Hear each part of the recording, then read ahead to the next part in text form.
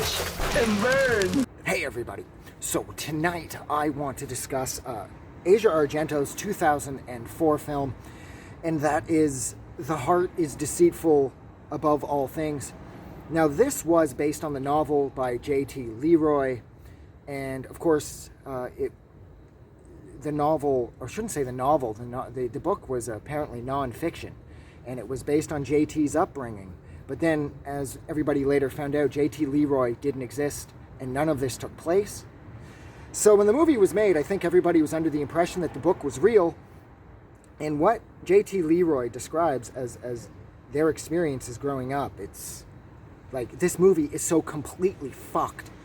So it does sort of take some of the more attacking edge off now that we know that it's not real, but at the same time, this movie is still completely fucked, and this book is completely fucked up as well. So basically what this tells the story of is Sarah / her son, Jeremiah. Jeremiah is he's being raised by a foster family, and that's how the movie kicks off. Is you see him, he's really well dressed, he looks clean, well fed, happy, healthy, he has a ton of toys, the house is beautiful, and the government, in their infinite wisdom, has decided to pull Jeremiah out of this stable environment and reunite him with his birth mother, Sarah, played by Asia Argento, played brilliantly by Asia Argento, but Jesus Christ, is Sarah a fucking train wreck scumbag. So immediately, the second she hits the road with Jeremiah, she starts feeding him full of drugs that trips him right out and shit, and it just goes downhill from there. I'm not going to get too into this movie. I'm not going to kind of do a play-by-play. Jeremy Renner's character, as well as Marilyn Manson's character, both rape Jeremiah. Renner's character is jilted by Argento's character at the altar. He comes home unmarried, and so he decides to have sex with the little boy. So yeah, if you take issue with things like child rape, this is not the movie for you, because that is all over this. It's like drugs, child abuse, child sex. If those types of things are really unnerving, or you know somebody who unfortunately had to deal with that sort of shit, or you had to deal with that sort of shit, steer clear of this one, because this movie is just so ugly. Jeremiah ends up seducing Manson's character, and that's why Manson has sex with him. And how does Sarah respond to this? She gets mad at Jeremiah because Jeremiah was wearing her underwear when Manson fucked him. And of course, the kid got kind of bloody. So Sarah's trying to kill Jeremiah for wrecking her underwear. I mean, this movie, it's like Sarah works as a prostitute, as a stripper. She's a full-on drug addict. She ends up detoxing from meth so badly that the only food she believes that's safe for them to eat is like sugary cola and like chips and shit.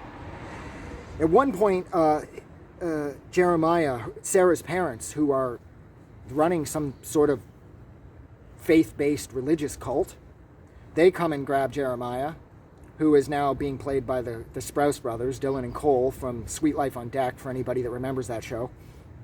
And they're in this Christian cult with their grandparents. The grandfather's played by Peter Fonda.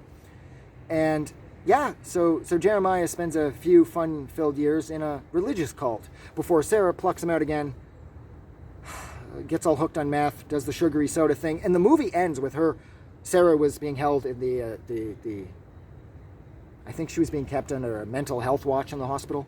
She breaks free of that and manages to sneak into Jeremiah's room and sneak him out where his grandmother has fallen asleep. The cult grandmother has fallen asleep, and they drive off in a car together, and that's how the movie ends.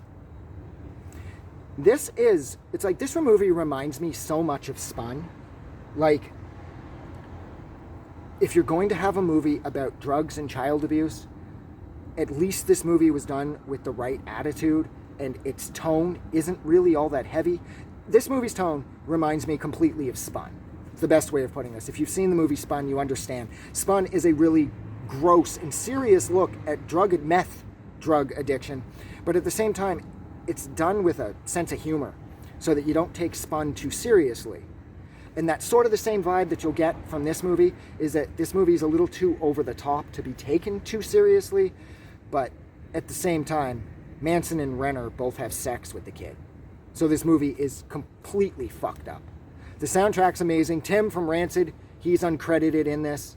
He's in this for a bit. Like I said, Marilyn Manson's in this, which makes this movie rad.